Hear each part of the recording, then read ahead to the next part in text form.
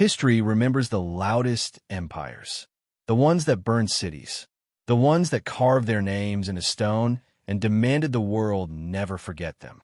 But power does not always announce itself. Sometimes, the greatest civilizations leave behind whispers instead of monuments. And sometimes, the most powerful civilization to ever exist was erased so thoroughly that even its name feels unfamiliar. This is not the story of Rome, not Egypt, not Greece, not even the empires you think were lost. This is the story of a civilization that mastered administration before others understood government, that controlled trade routes stretching across continents without marching legions across borders, that shaped the destiny of kings, empires, and economies while remaining almost invisible to history itself. A civilization so advanced in organization, law, intelligence, and influence that it didn't need to conquer the world by force. The world came to it. To understand this civilization, you must forget everything you think power looks like. Power is not always armies. Power is not always monuments. Power is control over resources, information, movement, and time. Thousands of years ago, while most societies were still struggling to govern their own cities, this civilization built a system that quietly controlled entire regions without ruling them directly. It did not always fight wars. It made wars unnecessary. It did not always wear crowns. It placed them. Merchants depended on it. Kings negotiated with it. Empires feared losing access to it. And yet today, its name barely appears in textbooks. Why? Because this civilization did not collapse in flames. It was dismantled deliberately. Its memory dissolved, its achievements absorbed and renamed by others. And that is the most dangerous kind of power, the kind that survives even after it disappears. Long before modern intelligence networks, this civilization perfected information control. They knew who was trading what, where it was moving, who needed it, and who could be pressured without lifting a sword. They understood logistics at a scale unmatched for centuries. They built systems that ensured stability across vast distances without relying on constant violence. While others expanded through conquest, this civilization expanded through dependency. If you controlled the roads, the ports, the contracts, the supplies, and the currency, you didn't need to control the people. They would come to you, and they did. From distant mountains to fertile valleys, from coastal ports to inland capitals, rulers found themselves tied into a network they could not escape without economic collapse. This civilization standardized weights and measures when chaos ruled commerce. They enforced contracts across borders when trust was rare. They ensured safe passage for goods when bandits ruled the roads.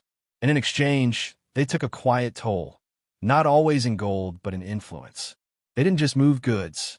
They moved ideas, technology, culture, beliefs. Long before globalization had a name, they had already perfected it. Other civilizations built walls. This one built connections. And connections outlast walls. Their cities were not always massive. Their architecture not always towering. But their administrative systems were generations ahead of their time. They understood that a civilization does not need to look powerful to be powerful. It needs to function flawlessly. Their scribes tracked resources with precision. Their officials enforced law without chaos. Their diplomats maintained stability between rivals who believed they were acting independently. Most of the world never realized it was operating inside their system. That is why historians struggle to define them. They don't fit the traditional narrative of empire. They didn't expand in straight lines on maps. They didn't always leave ruins large enough to impress tourists. Instead, they left patterns, trade routes that existed for centuries, legal concepts that appeared suddenly in multiple regions, administrative methods that emerged simultaneously across different cultures. These are not coincidences. They are fingerprints. At their height, this civilization influenced territories far beyond what modern scholars once believed possible.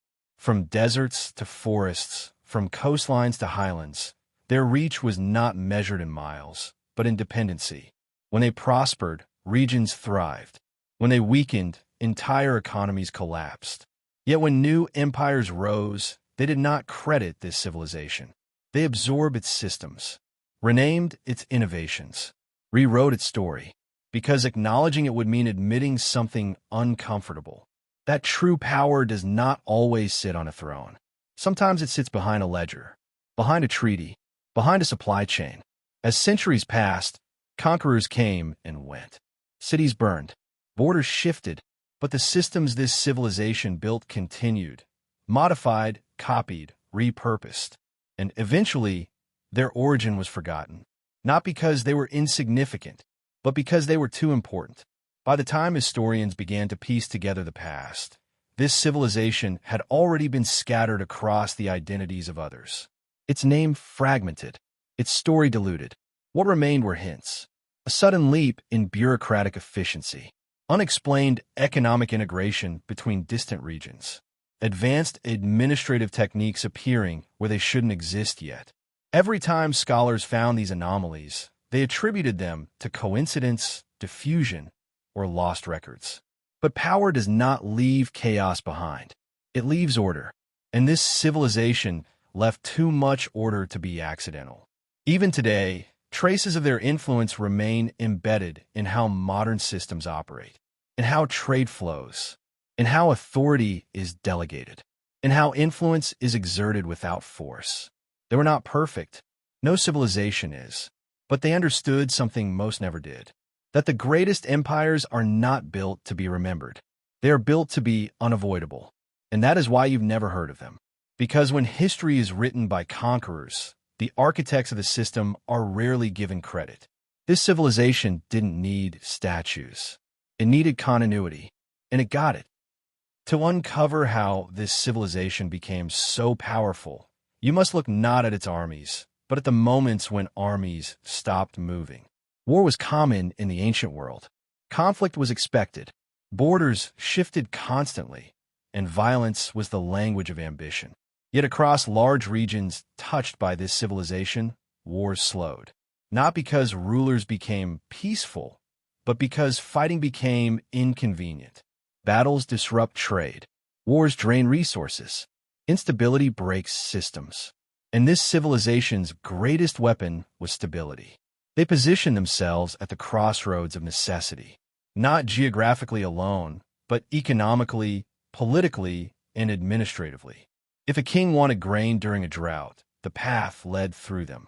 If a city needed copper, tin, timber, or salt, it passed through their networks. If merchants wanted safe passage, contracts, insurance, or dispute resolution, they relied on this civilization's authority. Without ever declaring sovereignty, they became indispensable. And when you are indispensable, people protect you without being asked. Their influence expanded quietly through agreements instead of invasions. They offered solutions to problems other societies didn't yet know how to solve. A ruler might believe he was strengthening his own kingdom by partnering with them. But over time, those partnerships became dependencies. They did not seize land. They integrated systems. Local rulers remained on their thrones. Local traditions continued. Local cultures flourished. But beneath the surface, administration began to look strangely familiar across vast distances. Weights matched.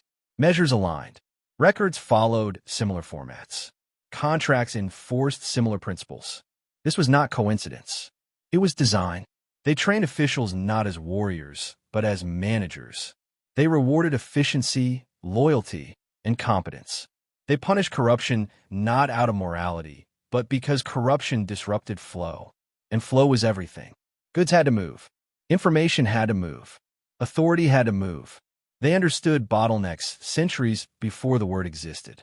Instead of fortifying borders, they fortified processes. Instead of expanding territory, they expanded throughput.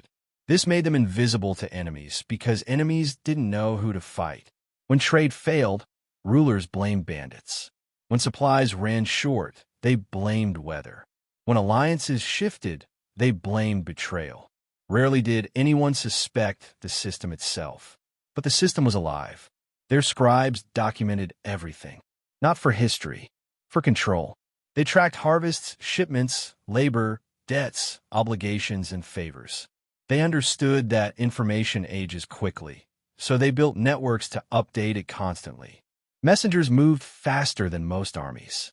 Signals passed across regions with astonishing reliability. Warnings arrived before disasters. And when disasters did occur, this civilization was often already prepared. Famine struck, reserves moved. Uprising brewing, supplies slowed. Rival power rising too fast. Trade terms changed. No declarations. No speeches. Just subtle pressure. And pressure reshapes the world more reliably than force. Over generations, their methods became normalized. Other societies copied pieces without understanding the whole. They adopted techniques, but lacked the underlying structure. That's why many later empires expanded rapidly and collapsed just as fast. They built strength without resilience. This civilization built resilience without spectacle. Even their cities reflected this mindset. They were functional, efficient, designed for movement rather than display. Markets were organized to reduce congestion. Storage facilities placed strategically, not aesthetically. Administrative centers prioritized access over grandeur. To outsiders, they seemed unremarkable. To insiders, they were flawless. And that is why archaeologists struggled to recognize them. History favors ruins that scream, not systems that whisper. But power doesn't need a shout. Their leaders rarely ruled for glory. They ruled for continuity. Succession was planned carefully. Roles were defined precisely. Redundancy was built into administration long before modern governance understood its importance. If one official failed, another replaced them seamlessly. If one route collapsed, alternatives activated. Nothing depended on a single figure, which meant assassinations changed nothing. Coups failed. Conquests stalled. Chaos never fully arrived. And that terrified neighboring powers. Because you cannot intimidate something that does not rely on fear. You cannot overthrow something that does not revolve around a throne. At their peak, this civilization influenced multiple rival empires simultaneously, without being publicly aligned to any of them. They traded with enemies on both sides of wars. They mediated disputes while profiting from resolution. They remained neutral while shaping outcomes. This made them impossible to categorize. They were not an empire, not a kingdom, not a confederation. They were a system, and systems are harder to destroy than states. Eventually, others noticed. Powerful rulers began asking uncomfortable questions. Why did certain regions always recover faster? Why did supply lines always reroute successfully? Why did economies remain stable even during upheaval? Slowly, awareness spread, and awareness brought fear. Because once you realize you're operating inside someone else's framework, independence becomes an illusion. Some attempted to break away. They refused contracts. They attacked routes. They seized warehouses. The results were always the same. Trade collapsed. Prices soared. Allies vanished. The rebellion would fail, not through military defeat, but economic suffocation. And eventually, the rebels returned. Humbled. Negotiating. This civilization did not punish harshly. It reintegrated, because punishment creates enemies. Integration creates loyalty. But no system lasts forever. Over time, pressure built from multiple directions. New empires rose with brute force expansion. Technologies changed warfare. Populations shifted. And most dangerously, others began copying the system more successfully. The very methods that made this civilization powerful spread beyond its control. And when your greatest strength becomes common knowledge, your advantage fades. The end did not come suddenly. There was no single fall, no final battle, no dramatic collapse. Instead, authority fragmented, control decentralized, functions absorbed by others. The system continued, but without a center. And when there is no center, history struggles to assign credit. What remained were echoes. A legal concept here, a trade standard there, an administrative practice appearing centuries later with no clear origin. The civilization vanished not because it failed, but because it succeeded too well. It taught the world how to function without it. And once the world learned, it no longer needed the teacher.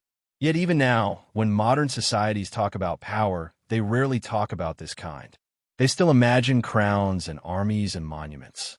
But the most powerful civilization you've never heard of understood something timeless. That true dominance doesn't conquer territory. It defines the rules everyone else must play by. And once you write the rules, you don't need to win every game. You only need to exist.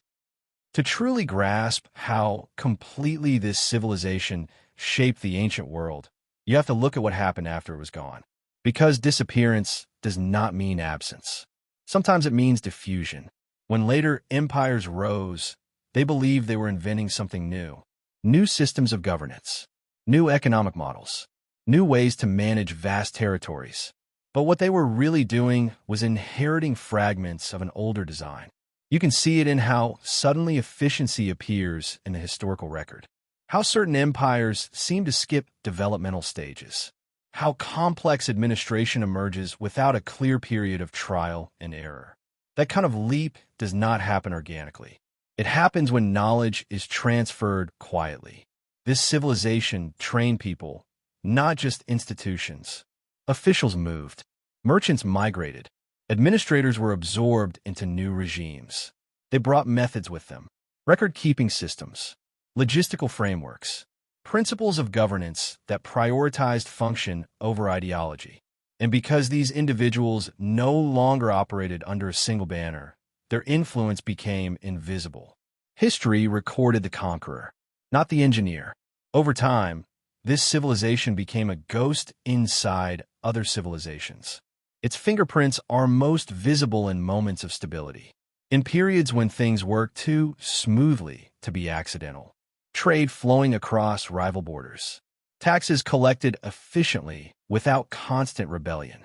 Infrastructure maintained over generations. These are not signs of raw power. They are signs of institutional mastery. And this civilization mastered institutions. They understood something deeply counterintuitive, that people resist rulers but rely on systems. So instead of ruling people, they embedded themselves into systems people could not abandon. Markets depended on them. Legal disputes depended on them. Transportation depended on them.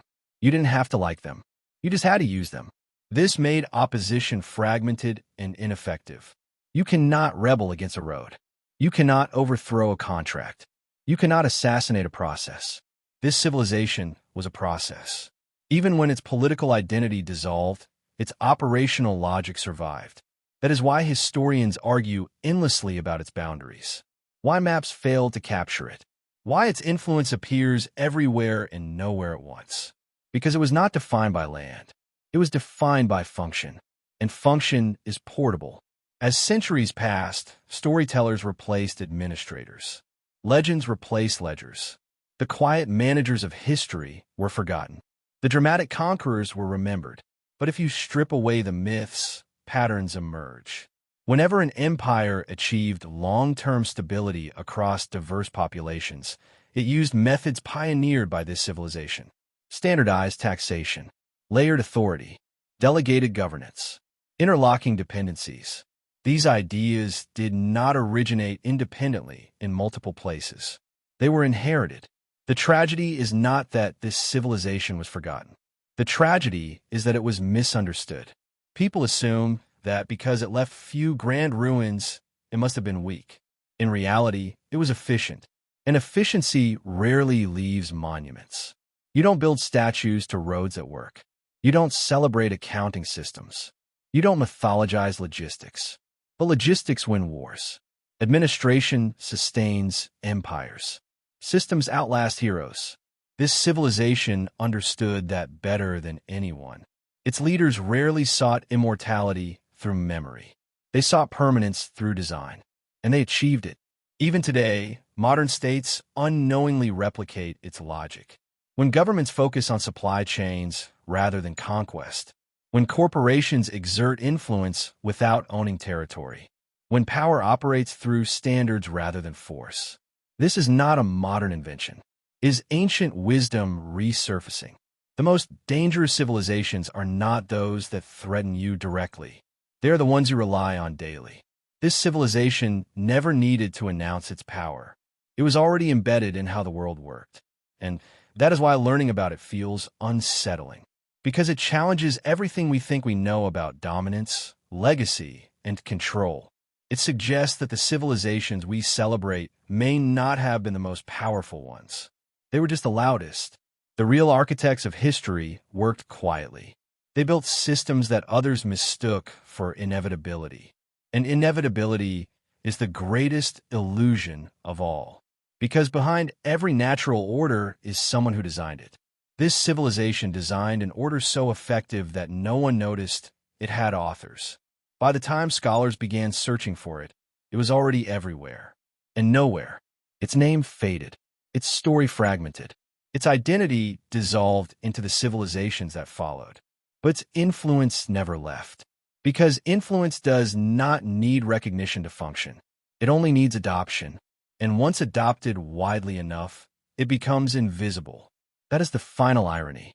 The most powerful civilization you've never heard of did not vanish because it failed. It vanished because it succeeded so completely that the world stopped seeing it. And perhaps that was always the plan. There is a moment in every hidden power structure when silence becomes dangerous. For centuries, this civilization thrived precisely because it avoided attention. It operated between empires, not against them.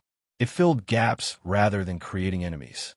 But as the world grew more interconnected, invisibility became harder to maintain. Rulers began demanding clarity.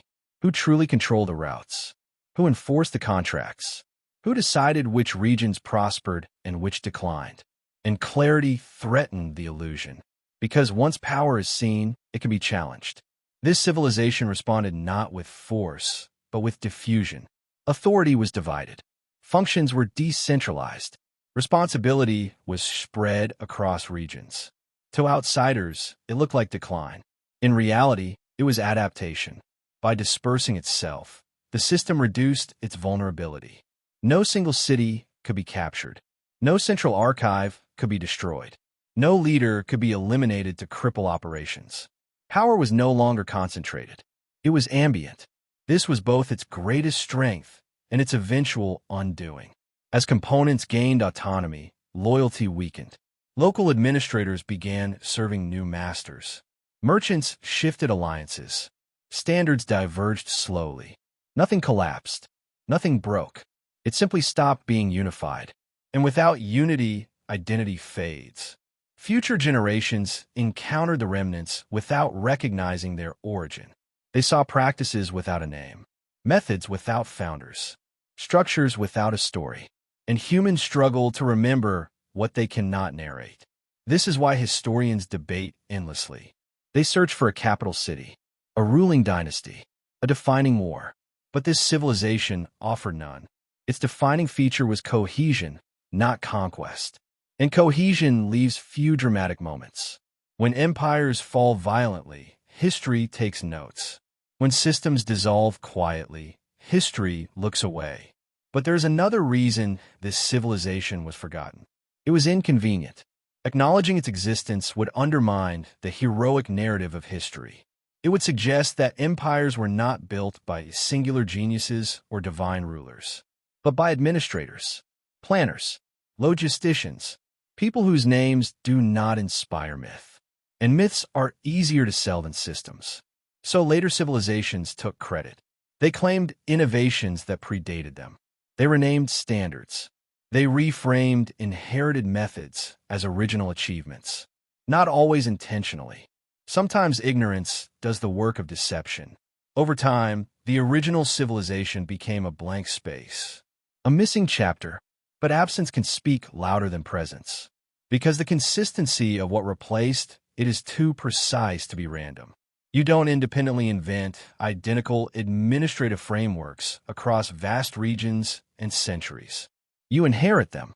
This civilization also understood something uncomfortable about human nature. That people will tolerate almost any authority if their lives function smoothly. As long as food arrives. As long as markets operate. As long as disputes are resolved. Freedom is abstract. Stability is tangible, so they focused on tangible outcomes. And in doing so, they made themselves indispensable. But indispensability breeds resentment. Some rulers eventually realized they were constrained, that decisions they believed were sovereign were actually influenced. Trade terms limited options. Supply dependencies shaped policy. Legal frameworks restricted authority. And when resentment meets awareness, resistance follows. This time, resistance was not economic. It was ideological. New empires framed themselves as liberators. They promised autonomy. They rejected old systems publicly. But privately, they kept the parts that worked, because abandoning functionality is costly. So the system lived on under new names. A road does not care who governs it. A standard does not care who enforces it. This civilization lost ownership of its creations. And ownership is how history assigns credit. Eventually, even its memory became fragmented. Different regions remembered different aspects. Some recalled trade dominance. Others remembered legal influence. Others sensed an old order they could not name. No single culture preserved the whole. And without wholeness, recognition fades. Yet there is one place where this civilization still reveals itself clearly. In moments of transition, whenever an old order collapses and a new one rises smoothly, without chaos, without fragmentation, that is the signature. Because transitions are where systems fail. And this civilization designed systems that survive transition. Even now, in a modern world, power often operates this way. Behind governments, behind borders, behind ideologies, through standards, through logistics, through dependencies. We still celebrate conquerors. We still argue over leaders. But the most powerful forces remain unseen, just as they always have. The most powerful civilization you've never heard of did not disappear into dust. It dissolved into the structure of the world. And once something becomes structure, it stops being visible. It simply becomes reality. If you strip away the names, the dates, and the borders, a pattern becomes impossible to ignore. Civilizations rise loudly. They announce themselves with conquest, symbols, and spectacle. But the forces that determine whether they survive rarely make noise. This civilization understood survival better than dominance. While others obsessed over expansion, it obsessed over endurance. While others chased glory, it engineered continuity. And continuity requires patience. Generations passed without dramatic change. No sudden reforms. No ideological revolutions. Just constant refinement. Processes were tested, adjusted, and optimized slowly. Mistakes were corrected quietly. Successes were replicated systematically. This was not a civilization driven by belief. It was driven by function. And function does not need faith. This made it flexible.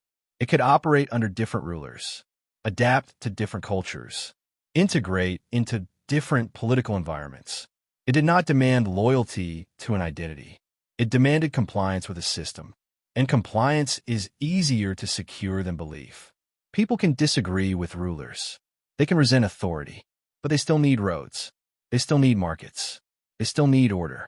This civilization provided those things, which meant it could survive even when despised. That is why it outlasted rivals who appeared stronger. Those rivals were built around personalities, charismatic leaders, sacred lineages, divine mandates. When those leaders fell, everything fell with them. This civilization had no single face to erase, and that terrified conquerors, because you cannot erase something that has no symbol. Eventually, as new powers consolidated control, they faced a choice: destroy the system and rebuild from chaos, or adopt it and rule more effectively. Most chose adoption, because chaos is unpredictable, and rulers fear unpredictability more than dependency. So they inherited the system while rejecting its origin. They erased its memory while preserving its mechanics. This is how the civilization finally vanished. Not in defeat, but in absorption. Its ideas became common. Its practices normalized. Its influence universal. And once something becomes universal, it loses attribution. No one remembers who invented breathing.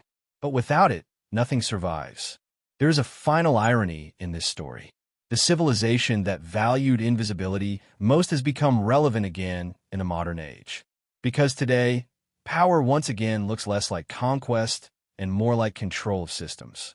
Supply chains, standards, information flows, infrastructure. The strongest forces today are not always states. They are networks.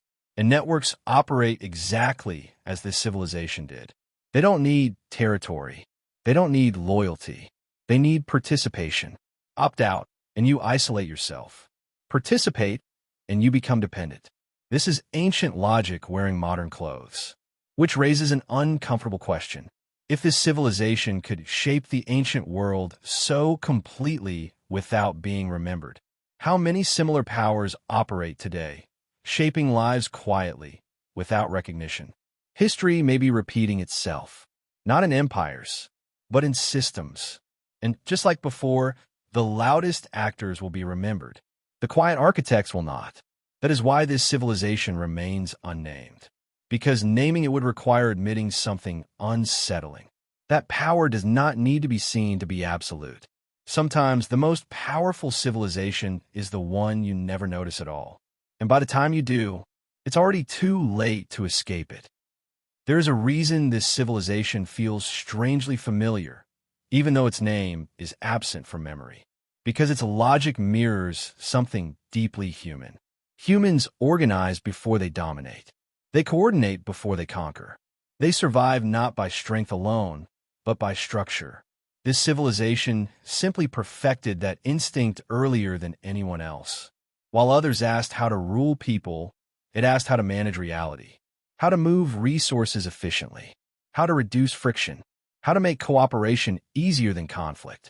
And when cooperation becomes easier, resistance fades. This was not idealism. It was pragmatism. They did not believe people were good. They believed people were predictable.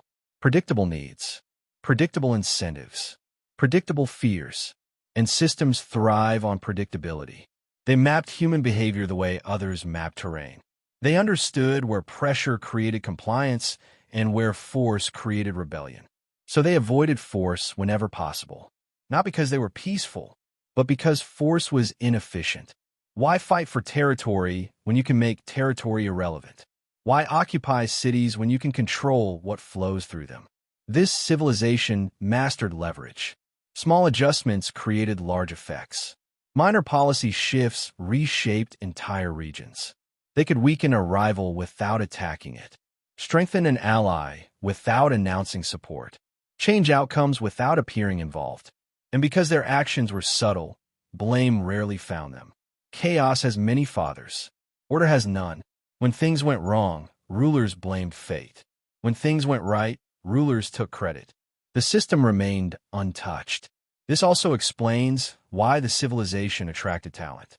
Administrators, engineers, scribes, merchants, people who valued competence over ideology, gravitated toward it. They were rewarded for results, not lineage. For precision, not loyalty to bloodlines. This created an elite defined by ability rather than birth. A dangerous idea in the ancient world, because competence threatens inherited power.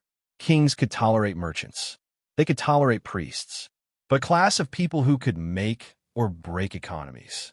That was intolerable.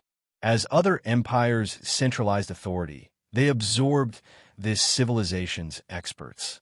Sometimes willingly, sometimes by force. But expertise cannot be fully transferred. You can take people. You can copy methods. But without shared purpose and systemic cohesion, effectiveness degrades. Which is why later empires felt powerful, but brittle. They had the tools without the philosophy. They wanted control without restraint, efficiency without patience, and systems punished that arrogance. This civilization respected limits. It understood that over-optimization creates fragility, that redundancy feels wasteful until disaster strikes. So they built slack into their networks, backup routes, secondary suppliers, overlapping authorities. When disruptions occurred, the system bent instead of breaking. And that bending confused enemies. Because enemies expect collapse. Collapse never came. Instead, influence slowly redistributed. This gradualism is why historians struggle to pinpoint an end. There was no clear before and after, just less coordination, less coherence, until eventually, what remained no longer recognized itself as one thing. Identity dissolved into function, and function continued. This civilization did not die. It disintegrated into usefulness, which is perhaps the most complete form of success. Because something truly successful stops needing recognition. It becomes background, like gravity. You don't notice it until it's gone. And by then, nothing works. This story is not about nostalgia. It is about awareness. Because once you recognize this pattern, you start seeing it everywhere. In how modern power operates, in how influence travels without borders, in how control hides behind convenience. The ancient world was not naive. It was observant. And this civilization was its sharpest observer. It watched how humans behaved under pressure, how systems failed, how order emerged from chaos. And it built something that exploited those truths quietly. That is why you've never heard of it. Because it didn't want to be heard. It wanted to function. And it did. At some point, every hidden system faces the same dilemma. Visibility brings recognition. Recognition brings resistance. For centuries, this civilization balanced on that edge perfectly. Visible enough to be trusted. Invisible enough to remain unchallenged. But the world does not stay still. Population growth strained old routes. New technologies shortened distances. Ambitious rulers sought faster, louder forms of control. And subtlety began to look like weakness. Brute force returned to fashion. Empires rose that valued spectacle over stability. They built monuments instead of mechanisms. They conquered land instead of managing flow. For a time, they seemed unstoppable. Their armies marched farther. Their banners flew higher. Their names echoed louder. But beneath the surface, they relied heavily on what this civilization had already built. They marched on roads they did not design. They taxed through systems they did not invent. They governed populations using principles they barely understood. This contradiction created tension, because you cannot glorify conquest while depending on invisible architects. Eventually, rulers demanded ownership. They wanted the system to serve identity, not function. They wanted loyalty, not reliability. So they centralized. And centralization changes everything. It accelerates decision-making. It concentrates power. It amplifies success, but it also magnifies failure. This civilization had always resisted centralization. It knew the risks. But once absorbed into imperial structures, that resistance weakened. Local redundancies were removed. Flexibility was replaced with hierarchy. Adaptation slowed. The system became rigid. And rigidity is the enemy of resilience. The decline that followed was blamed on decadence, corruption, or fate. Rarely was the real cause acknowledged. The system had been forced to serve ego, and ego is fragile. Yet even then, fragments survived, because even broken systems leave behind habits, administrative reflexes, economic assumptions, institutional memory. Centuries later, when new societies attempted to rebuild order from chaos, they rediscovered these fragments, sometimes through imitation. Sometimes through reinvention, always unknowingly. This is why history moves in cycles. Not because humans repeat mistakes, but because systems persist beneath narratives. The civilization you've never heard of did not write epic poems. It wrote procedures, and procedures outlast poetry. They survive translation. They survive conquest. They survive ideology. Which is why traces of this civilization can be found wherever order emerges unexpectedly. In places where stability appears without explanation. Where coordination exists without coercion. Where complexity functions without collapse. These are not miracles. They are inheritances. This also reframes how we think about decline. The end of this civilization was not a tragedy. It was an evolution. Its ideas spread beyond its control. Its logic became universal. Its influence decentralized. And decentralized influence is harder to eliminate. which means it may still exist, not as a civilization, but as a principle, a way of organizing power, a way of shaping behavior without commanding it. And once you understand that, history looks different. You stop asking who ruled. You start asking how things worked. And when you ask that question, you begin to see the true engines of the past. Not kings, not armies, but systems. This civilization was the purest expression of that truth. And that is why it remains unnamed. Because it was never meant to be remembered as a place, only as a method. There is a lesson in this for anyone who studies history, power, or influence. History often celebrates visibility. It celebrates drama. It celebrates the loudest actors. But the quiet, methodical forces are often far more consequential. This civilization understood that principle instinctively. It focused on permanence rather than glory, on efficiency rather than spectacle, on influence rather than domination. It did not seek to impress. It sought to integrate, not to conquer, but to connect. And through connection, it created dependency. Through dependency, it created resilience. Through resilience, it created power that was nearly impossible to eradicate. Even when it dissolved into fragments, its systems persisted. They persisted in trade. They persisted in governance. They persisted in human behavior. It is easy to dismiss civilizations that leave no monuments. It is easy to undervalue systems that cannot be photographed. It is easy to assume that the quiet leaves no mark. But this civilization proves the opposite. The most profound influence is often invisible. The most enduring power is often unrecognized. The most successful civilization is often the one history forgets. And that is why its story is vital. Not for the names, not for the wars, not for the artifacts, but for the lesson it teaches. Power does not need to be seen to be effective. Control does not need to be wielded to be absolute. Influence does not need acknowledgement to persist. Every network, every trade system, every administrative framework that survives today echoes its logic. And when you understand that, history itself appears differently.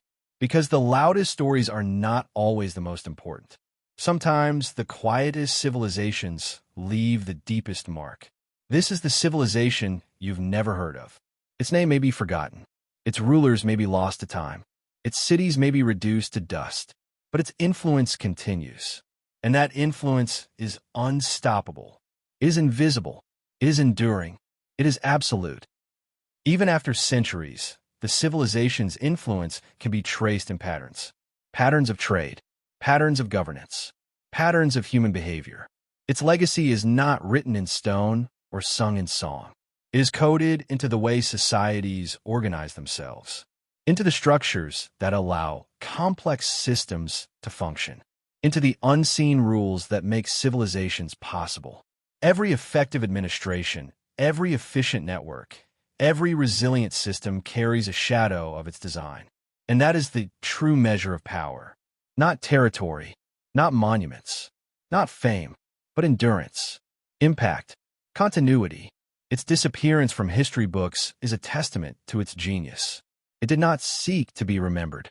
It sought to operate flawlessly, to influence outcomes silently, to shape the world without declaring itself. And in doing so, it ensured that even as empires rose and fell, its principles remained. It was never about conquest. It was about control. Control through systems, through structure, through invisible influence.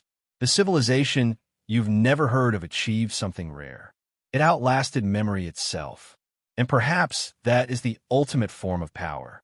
Because when a civilization becomes indispensable, history cannot erase it, even if names and stories vanish. Its methods live on. Its systems persist. Its logic endures. And the world continues to function in ways it will never realize because of a civilization that preferred function over fame. Consider the implications of a civilization that operated in silence yet shaped the world. It proves that visibility is not the measure of influence. It proves that domination is not always physical. It proves that the true architects of history may never be remembered. While empires clashed, this civilization organized. While rulers sought glory, it ensured continuity. While armies burned, it ensured trade flowed. While kings demanded loyalty, it ensured participation. And participation creates dependence. Dependence creates power. Power that persists even when the civilization itself has disappeared. Its systems became the foundation for future societies. They were adapted, modified, and absorbed. Yet the original source remained unnamed, uncredited, and largely invisible. This is why its story challenges our assumptions. History often teaches that conquest equals power. This civilization proves otherwise. Real power is subtle. Real power is systemic. Real power survives invisibly, quietly, and resiliently. It outlasts kings, armies, and monuments. It survives the rewriting of history. It persists even when no one remembers its name. And that is why learning about it feels unsettling. Because it shows that the forces that shape civilizations are not always those we celebrate. Sometimes the most powerful entities are the ones operating behind the scenes, setting the rules, shaping the outcomes, remaining unseen while ensuring the world functions according to their design. This civilization mastered that art. It chose influence over fame, systems over spectacle, continuity over conquest. And through that choice, it became unstoppable. And now, we arrive at the final truth about this civilization. It reminds us that history is not only made by those who are remembered.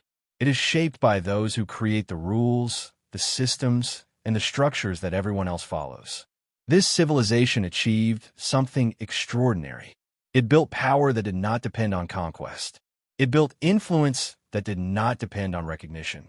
It built continuity that did not depend on fame. Its legacy is everywhere, yet its name is nowhere. Its methods persist, yet its rulers are forgotten. Its logic guides societies, yet we rarely acknowledge its source. That is the ultimate form of mastery. Because to be truly powerful is not to be noticed. It is to ensure that the world functions according to your design. To shape outcomes silently, invisibly, and indelibly. This civilization succeeded where others failed, not through spectacle, not through force, but through systems.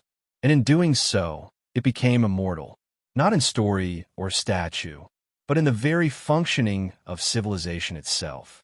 The most powerful civilization you've never heard of continues to exist, not as a name in history, but as the invisible engine behind the rise and fall of empires. The quiet hand shaping trade, governance, and society for thousands of years.